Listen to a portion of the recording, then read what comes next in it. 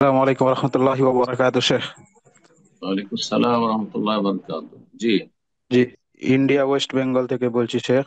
জি, বলেন। প্রশ্ন, আমার বাবা মা দুজনেই বেনামাজি। তো এখানে যে, বাংলাতে জি, আমার মা আমার বাবার সকল কাজকর্মের কথা সকল A to Z শোনে, কিন্তু আমার বাবা ওনার উপর অনেক জুলুম করে, অনেক গালিগালাজ করে, ওনাকে অনেক বকে ধমকাই করে, অত্যাচার করে।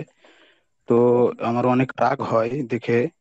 তো আমার এমত অবস্থায় মনে চিন্তা আছে আমার বাবাকে মারার জন্য, এরকম। তো এতে কি আমার গোনা হবে? আর যে ওনাকে, আউযুবিল্লাহ, আউযুবিল্লাহ, মারা তো দূরের কথা, আপনাকে যদি মারেও তবুও কোনো কথা বলা যাবে না। হ্যাঁ, চোখ রাঙানো যাবে না। হ্যাঁ, আহ, গরম মেজাজ দেখানো যাবে না। হ্যাঁ, এই হুই কথা বলা যাবে না, দৌড় এসব বলা যাবে না। ওয়াফালা তাকুল্লাহুম উফ, যতই জালেম হোক আল্লাহ ওর বিচার করবে, জালেমের বিচার করবে, কিন্তু আপনি বিচার করতে পারেন না, রাগ জি তো, দেখাবেন না। হ্যাঁ, তবে একটা করতে পারেন, আপনি দূরে সরে যান। হ্যাঁ, এরকম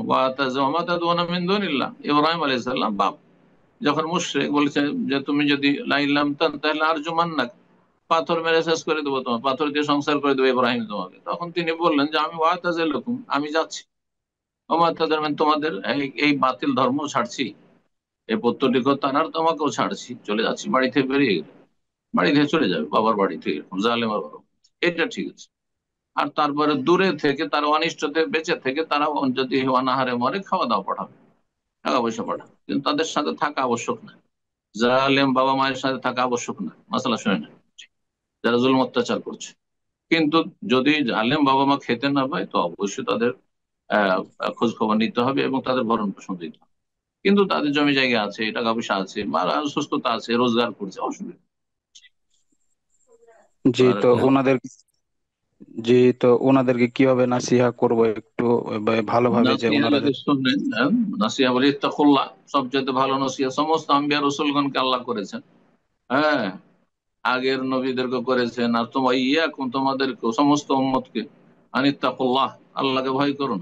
আব্বা আল্লাহকে ভয় করেন। হ্যাঁ, আপনাকে আল্লাহর কাছে যেতে হবে, আমাকে আল্লাহর কাছে যেতে হবে। কিন্তু যদি দেখেন তাতে আরো গরম হয়ে যাচ্ছে, কারণ জাহেল মূর্খ সমাজ, ও কথা বললে মনে করবে যে, আরে আমাকে শিখাইতে, ধর্ম শিখাইতে এসছে, এসব মানি না আমি, এর কথা কেন শুনবো।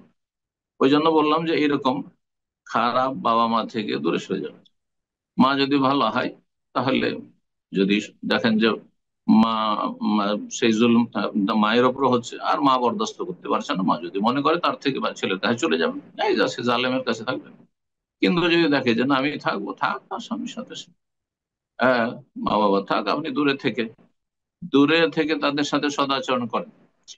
কাছে থেকে যদি আপনি সবই করেন, আর যদি তাদের ওপর মেজাজ গরম হয়, রাগ হয়, এটাও ভালো জিনিস না।